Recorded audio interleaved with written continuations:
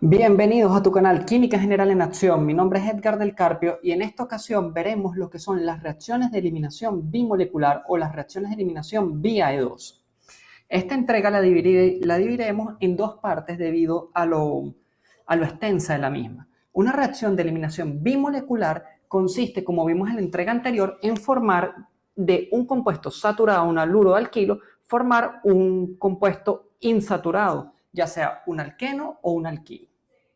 Las reacciones de eliminación vía 2 tienen una expresión cinética de velocidad como la presentada a continuación. Dependen tanto del sustrato como de la base o nucleófilo y por lo tanto es una cinética de segundo orden. Esto ya de por sí, al tener la cinética de la reacción, nos va a indicar que la reacción ocurre en un proceso concertado y por lo tanto lo más importante en las reacciones G2 es la estereoquímica involucrada durante el proceso. Es un proceso concertado que requiere de bases fuertes para que se lleven a cabo el proceso de eliminación, en donde ocurre la ruptura del enlace carbono-halógeno, se rompe el enlace carbono-halógeno del carbono alfa, y la base, una base que es una base fuerte, toma un hidrógeno al carbono beta para dar lugar a la formación de la respectiva olefina. Podemos ver que intervienen, y por esto es que es un proceso que es concertado, interviene la base, un átomo, el hidrógeno, dos átomos de carbono, 3, 4, y el halógeno. Interviene 5 átomos en un solo proceso y en una sola etapa.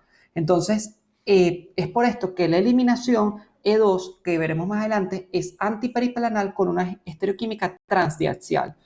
Según el perfil de energía, en función de las coordenadas de reacción, podemos ver que es una reacción en una sola etapa, donde ocurre la ruptura del enlace carbono-hidrógeno al carbono beta, la formación del enlace o del doble enlace carbono-carbono entre el carbono alfa y el carbono beta, y la ruptura del enlace carbono-grupo saliente, carbono-halógeno, en el carbono alfa.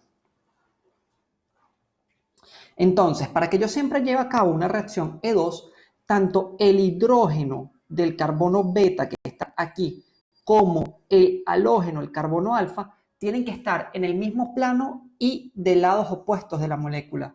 Por eso es que se dice que es una eliminación anti-periplanal, porque anti significa que están de lados opuestos, periplanal, que están en el mismo plano, y que eso es lo mismo que sea transdiaxial, porque están en posición trans.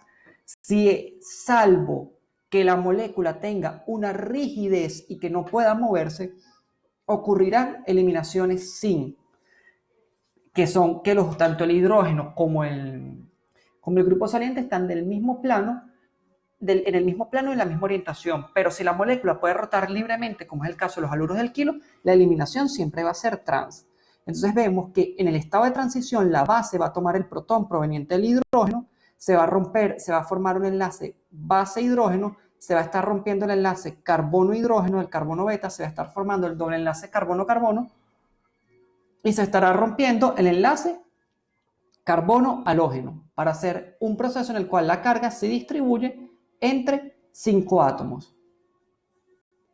El mecanismo de una reacción E2, al igual que las SN2, es un proceso concertado. En la presentación interactiva vas a poder ver cómo ocurre este proceso mediante esta pequeña película.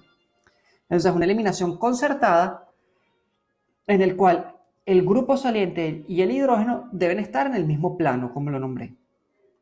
Entonces, si yo tengo una molécula, esto significa antiperiplanar. Significa que es la geometría de menor energía. Si yo tengo este compuesto, yo puedo representarlo en una proyección de Newman y tanto el hidrógeno como el grupo X están en el mismo plano, como vemos por aquí, pero están en posición trans. Porque la posición trans implica la menor energía. Una posición eclipsada donde el hidrógeno y el halógeno están en el mismo plano, pero sin confrontándose, es una conformación de mayor energía y energéticamente. Una eliminación mediante esta vía no es estable.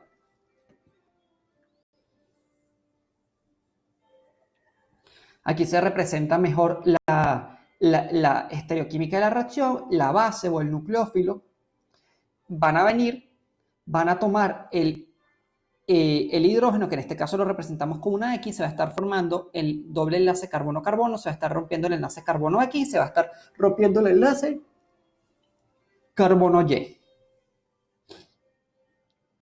En el caso de los ciclos, esto es sumamente importante porque tienen que estar en la eliminación requiere que sea transdiaxial. Entonces vemos aquí, si tenemos un anillo de ciclopentano, que el halógeno, este es el carbono alfa porque está el halógeno, el carbono beta tiene un hidrógeno y este cloro tienen que estar en el mismo plano y en posición trans. Igual en una silla de ciclohexano. Por lo tanto, yo voy a necesitar dominar muy bien la estereoquímica para poder invertir las configuraciones y pasar de una configuración sin, que están de una configuración en silla donde el bromo puede estar en la posición más estable, en posición ecuatorial, invertir la silla para pasarlo a la posición menos estable, pero donde ocurre la eliminación, que es donde el bromo está en posición axial. Esto lo vemos aquí. Si yo tengo esta silla más estable, tengo la silla del cloruro de ciclohexilo, yo no puedo eliminar en esta posición porque no tengo ninguno de los hidrógenos que están en el carbono beta. Si este es el alfa, tengo dos carbonos beta, este carbono y este carbono. Ningún hidrógeno cumple con las condiciones estereoquímicas adecuadas, que esté antiperiplanal transdiaxial. En este caso voy a tener que invertir la silla. Puede verse que la silla menos estable es donde ocurre la eliminación, y tanto el cloro como el hidrógeno puede estar en el mismo plano y en posición trans para que ocurra la eliminación y forme el anillo de ciclohexeno. Aquí se representa mejor en el bromuro de ciclohexilo en presencia de una base fuerte como hidróxido de sodio. Fíjense, cuando estoy en posición ecuatorial, esta silla es muy estable, este bromo está en posición ecuatorial, pero no tengo ningún hidrógeno, ni este carbono, ni este carbono, que estén en el mismo plano. Por lo tanto, no puedo realizar la eliminación. Voy a tener que invertir la silla para pasar el bromo en posición axial, y ahorita el hidróxido de sodio sí va a poder tomar este protón para generar la ruptura del enlace hidrógeno grupo hidroxilo, formar el doble enlace carbono-carbono y que ocurra la ruptura del enlace carbono-bromo. En la representación de Newman de la silla, como ya vimos en el tema de estereoquímica, puede verse mejor esta configuración de la eliminación de la estereoquímica transdiaxial antiperiplanal, porque aquí vemos como el hidrógeno y el bromo están en el mismo plano y en lados opuestos de la molécula. Un buen ejercicio que se puede hacer y que deben realizar es si yo tengo, en este caso, este compuesto con terbutilo, el 1-bromo, 4-terbutil ciclohexano en posición trans, y el 1-bromo, 4-terbutil ciclohexano, la silla cis.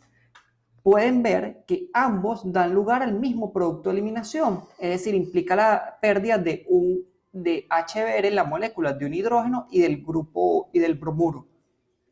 Pero pueden ver que la silla trans, y ustedes tienen que resolverlo, la eliminación ocurre a una velocidad muy lenta, mientras que en la silla cis la eliminación ocurre 500 veces más rápido. Esto lo podemos ver mediante esta representación. Si tenemos el cloruro en neopentilo y tenemos el cloruro de mentilo. Aquí tenemos las sillas y nos dicen que este compuesto, donde el cloro y el metilo están en posición trans, da lugar a este producto de reacción que está aquí, mientras que cuando el cloro y el metilo están en posición cis, da lugar a este producto. Recuérdense que estas no son representaciones válidas, y de esta silla, de esta proyección, tienes que pasarlo a la conformación o a la representación válida, que es la conformación de silla. En el caso del cloruro de neopentilo, la representación es esta que está aquí. Podemos ver que esta estructura ya está disponible para realizar una eliminación. Si yo invierto la silla que tengo aquí y la paso donde el grupo cloruro está en posición ecuatorial, la silla va a ser muy inestable porque va a obtener un grupo de isopropilo en posición axial que es energéticamente inestable porque es muy voluminoso y va a tener repulsiones 1,3 diaxiales. Entonces, en esta silla que está aquí, ya en la configuración para eliminar, el etoxio de sodio puede tomar este protón que está aquí, en el mismo carbono donde está el isopropilo, para que ocurra la ruptura de este enlace carbono beta hidrógeno, ocurre la formación del doble enlace carbono-carbono y ocurre la ruptura del enlace carbono-cloro, dando lugar a este producto de reacción.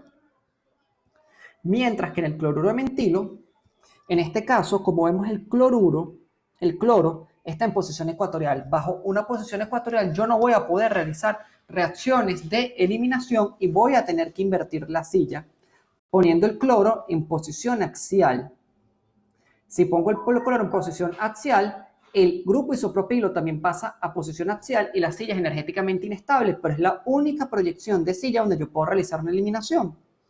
Fíjense que si este es el carbono alfa, en este carbono beta donde está el isopropilo, no puedo eliminar porque el hidrógeno está en posición ecuatorial. Mientras que en el otro carbono beta sí tengo un hidrógeno en posición axial y el etóxido de sodio va a poder tomar este protón para que ocurra la ruptura de este enlace carbono-hidrógeno, ocurre la formación del enlace carbono-carbono y la ruptura del enlace carbono-cloro para formar el respectivo compuesto. Una vez que obtengo este compuesto, el ejercicio no culmina ahí, porque esta silla con el isopropilo en posición axial es inestable y voy a tener que invertirla para formar la silla más estable con el isopropilo en posición ecuatorial.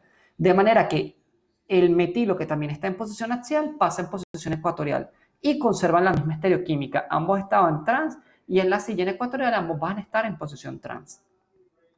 Entonces, la reacción E2 se ve favorecida por un solvente. Si la E1 se veía favorecida por un solvente polar, especialmente polar prótico, una reacción E2 se favorece por solventes no polares. ¿Por qué? Porque un solvente no polar va a permitir que la base se acerque más fácilmente a este hidrógeno para que ocurra la respectiva formación de la olefina. La reacción competitiva de una reacción E2 no es más que una reacción SN2, pero la polaridad en las reacciones E2, los solventes tienen que tener menor polaridad a lo de las reacciones SN2. ¿Por qué? Porque se dispersa, la carga está dispersa en un mayor número de átomos. Y esto lo veremos más adelante cuando veamos la competencia entre las reacciones de sustitución y las reacciones de eliminación. Entonces, las reacciones de eliminación, como dijimos con anterioridad, es una reacción en donde ocurre un proceso concertado. Si yo veo la estereoquímica del compuesto presentado a continuación, el hidróxido va a tomar un hidrógeno. Fíjense que yo no tomo este hidrógeno aquí arriba porque no represento la estereoquímica. La eliminación siempre es en el mismo plano transdiaxial. A pesar de que esto no sea una proyección válida, voy a obtener un respectivo alqueno, que este alqueno es el 2-metilpropeno.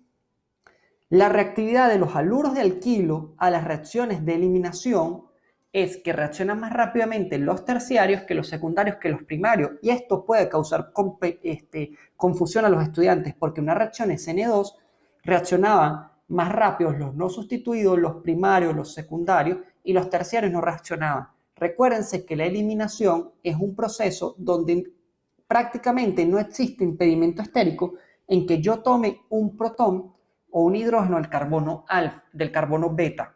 ¿Por qué?